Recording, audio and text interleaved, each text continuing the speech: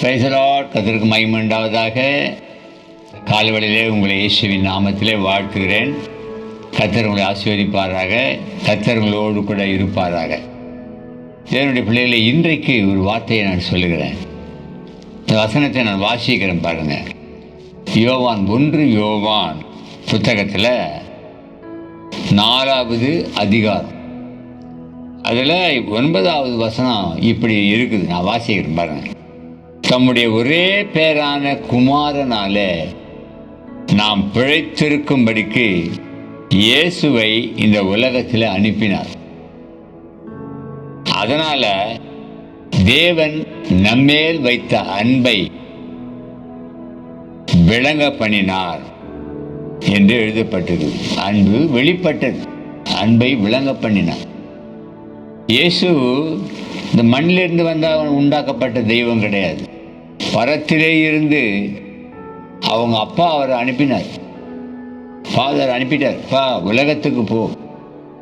ஏன்னு கேட்டால், நாம தான் படைச்ச மனுஷர்களை, இந்த மனுஷர்கள் பாவத்தில் விழுந்து போயிட்டாங்க. அதனால் அவங்களுக்கு சாபம் வந்து விட்டு, அதை எப்படியாகிலும் மீட்டெடுக்க வேண்டும் என்று யாராலையுமே முடியாதுப்பா.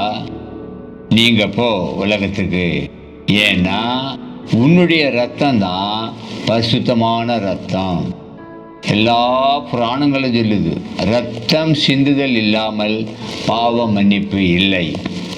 ஆகையினால இயேசுவின் ரத்தம் தான் பாவ மன்னிப்புக்கு கிரயம் கொடுத்து வாங்கக்கூடிய ஒன்று, வேறு எதுவுமே கிடையாது.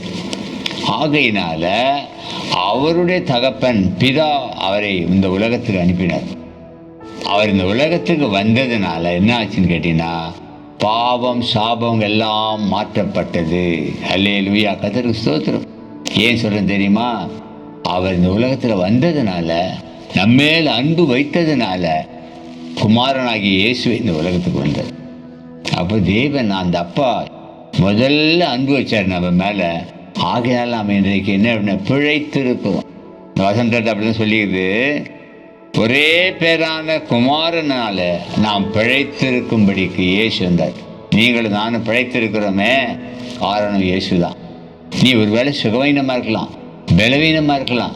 கண்டிப்பாக நீங்கள் சொல்லுங்கள், ஆண்டவரே நாங்கள் பிழைத்திருக்கும்படிக்கு தானே நீங்கள் வந்தீங்க இந்த உலகத்துக்கு. அந்த ஐயா சொன்னார், நான் கூட நம்புகிறேன். அப்போ நான் பிழைத்திருக்கணும் ஆண்டவரேன்னு கேளுங்க. அந்த ஆண்டவர் நிச்சயமாய் உங்களை பிழைத்திருக்கும்படி செய்து ஜீவனையும் தீர்க்க ஆயுசையும் உங்களுக்கு கொடுப்பார். நிச்சயமாய் செய்வார். God bless you.